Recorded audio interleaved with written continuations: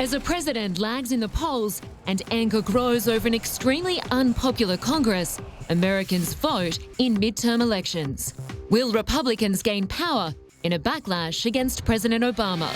Also ahead, break in the case. The mayor of a town where dozens of Mexican students were abducted is finally arrested as worried parents wait for answers.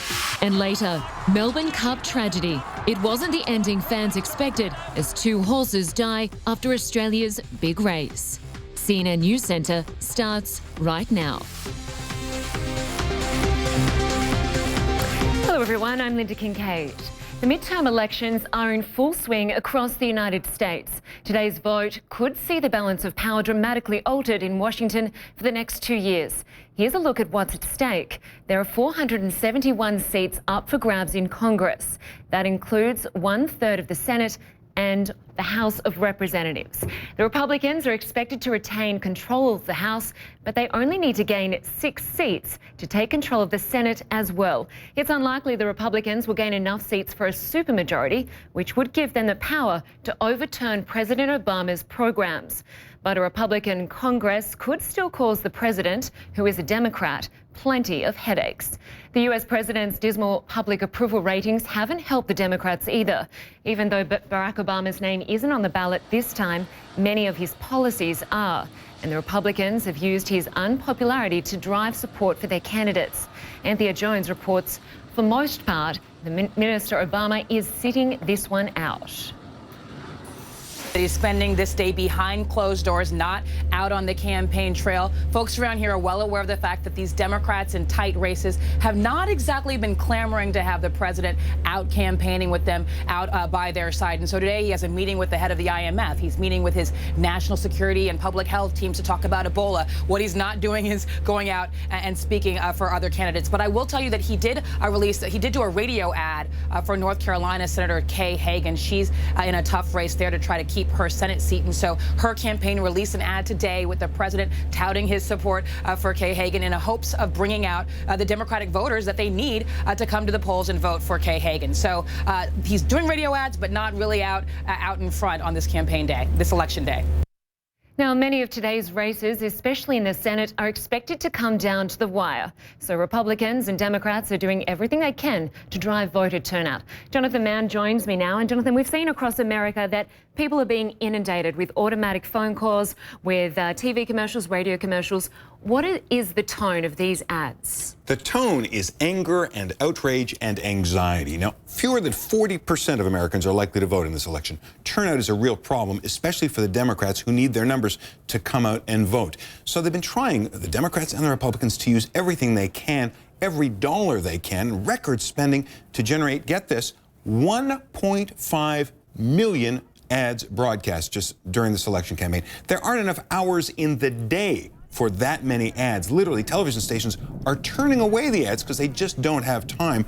That's what's going on. Every time people turn on the television set, they see something generated basically to make them angry and get them out to the polls. And a lot of these ads we're seeing are not necessarily focused on local policies. Let's take a look at one of those ads from Georgia. The issue is trust. Do you trust President Obama and the Washington politicians to deal with the problems we face? Too much debt, not enough jobs, terrorism and Ebola coming at us from overseas. Now, this ad talks about trust, Ebola, terrorism. Will these work in his favour? Well, let me make this clear. You and I both live in Georgia. There is no terrorism here. We live in Georgia, and the only Ebola is in one of the world's greatest hospitals about 3 miles from here, and they're curing it. The issue here is trying to focus attention on fear. And I don't know if you noticed, there was President Obama's face on that ad, and there was Michelle Nunn's. So the Republicans are paying television stations to run an ad to make people scared and associate their fears with the president and his Democratic support of the woman who's running for the Senate. No mention of the fact, for example, that Georgia has the highest unemployment rate in the country, 7.9%. You'd think people would care about that. Instead, it's Obama, the Democratic Senate candidate, and fear. That's what that ad's about. Now, the ad I'm not going to forget very quickly is the one from Iowa, the senator who spent $9,000 talking about castrating hogs. Let's take a look at this ad. Ernst, I grew up castrating hogs on an Iowa farm. So when I get to Washington, I'll know how to cut pork. Washington's full of big spenders. Let's make them squeal. Now, it's a memorable ad, but will it lead to votes for her? It is more than a memorable ad. It's a historic ad. I'll tell you why. Joni Ernst was a nobody who didn't even have the Republican nomination locked up.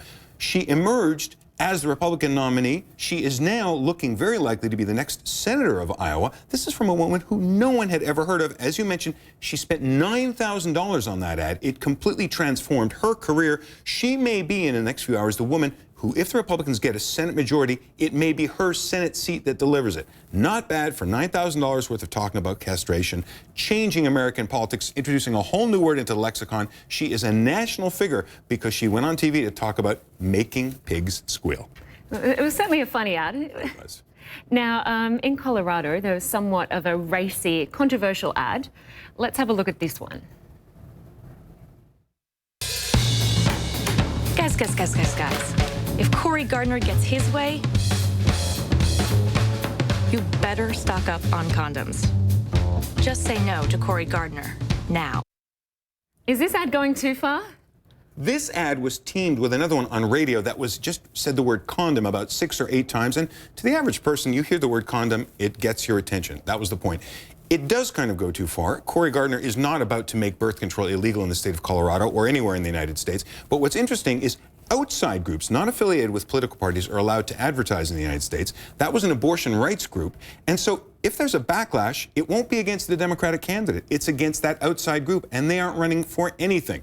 The condom ads, the national shortage of condoms, the national shortage of birth control, it's pure fantasy. Cory Gardner is against some forms of abortion, but that's not really what this ad is about. It's about getting young people in Colorado, young people, young men, young women, to vote. Get your people out. It doesn't matter if you tell them the truth or make up a story. Get them out. A national condom shortage? Really? Well, maybe not, but it is election day in Colorado.